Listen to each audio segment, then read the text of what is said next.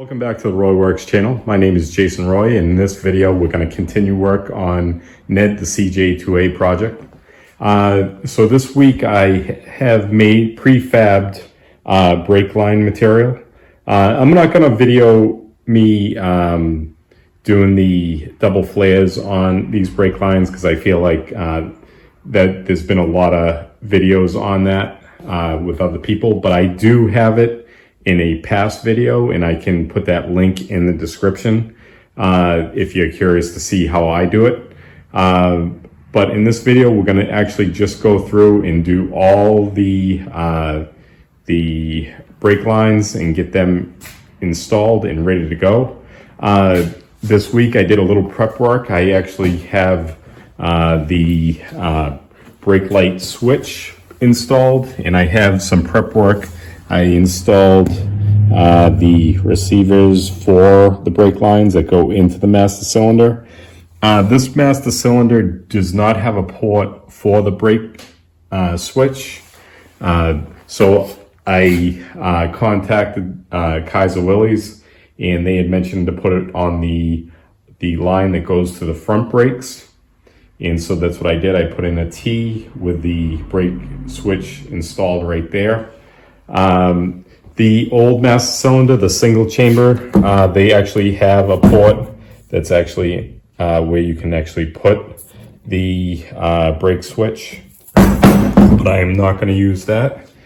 And what I also did this week to prep this is I put in a couple of hangers right here that I actually designed, where I can put in one hole, I can actually put the wire that goes to the rear tail lights, and in the bottom one I can actually put the brake line.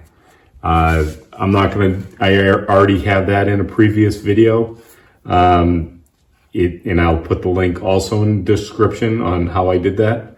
I like to do it because it's kind of a clean look. It keeps it protected inside the frame rails. And it's easy to do. It's really easy to make it so they can be hung by that method. So what do you think? Think I need some new brake lines or what? Even some of these, when they were in place, they didn't look half bad.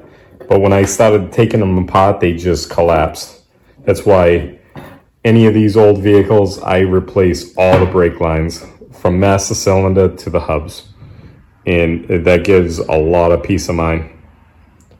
All right, let's get it done.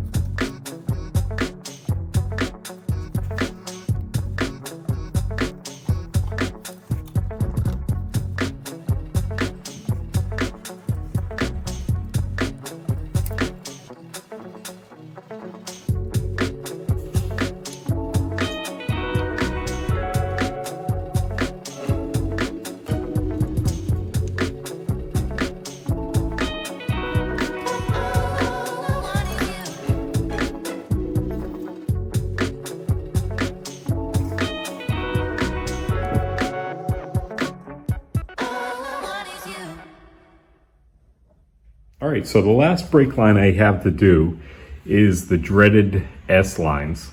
All right, so I'm gonna give this a shot, making this S slit. I'm gonna grab onto this. I want this to be a real tight bend. So I'm gonna try to bend this without kinking it. This is kind of the most important bend right here.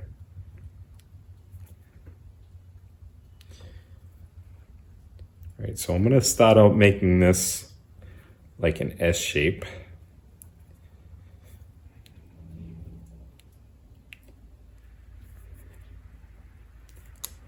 And the bottom side of it, I'm gonna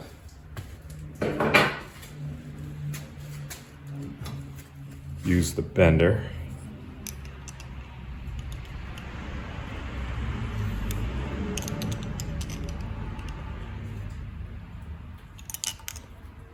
This to be this way.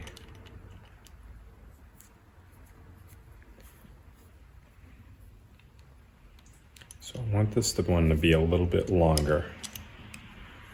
So I'm going to start out right here.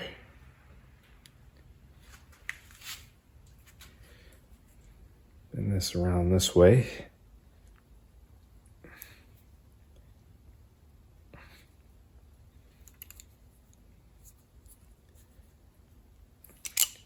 So it starts out looking like an S. Let's see how it works in place. So typically they say to attach it to this flexible line, then weave it into here. I'm gonna do it a little bit unorthodox. I'm gonna start at the bottom.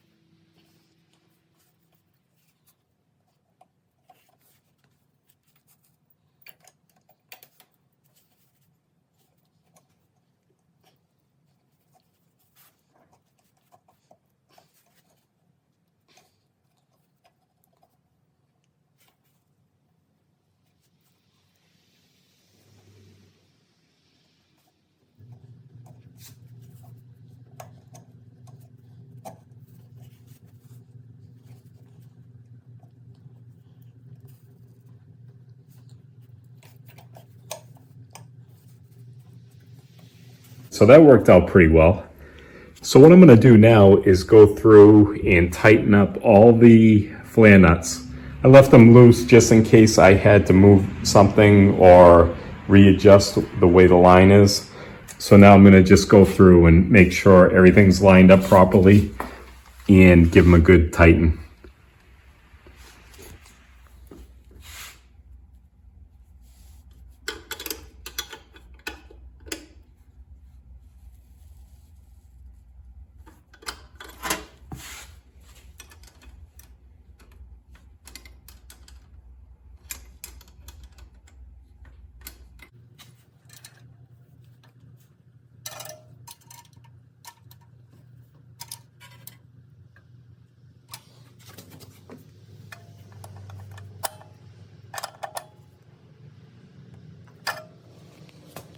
All right, so that was pretty good progress.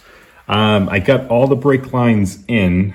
The only thing I need to get is retaining clips. I thought I had them, but I can't seem to find them. So I'm gonna have to go through all the rubber to hard pipe connections and put the retaining clips in for these holders.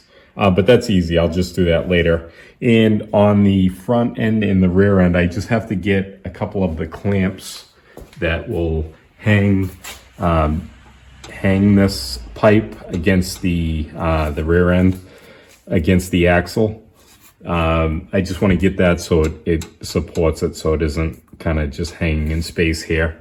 But that's something easy that I can just pop on after. But I'm pretty pleased with it. All right, guys, well, that's going to be it for today. In the next video, what I'm planning on doing is rolling the chassis out of the garage and lowering the body down and continuing to repair the rust in the different missing pieces of metal.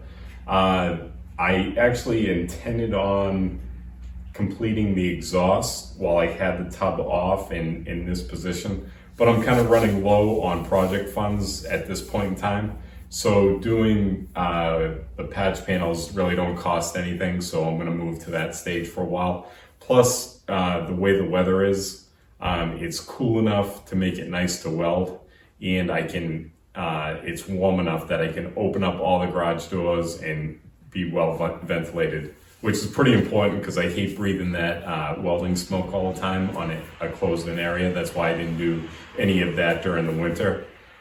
So we're in really good shape. I really like when a project gets to this point. It's starting to really look good. But that's going to be it for today, and I will see you next time. Have a good week, you guys.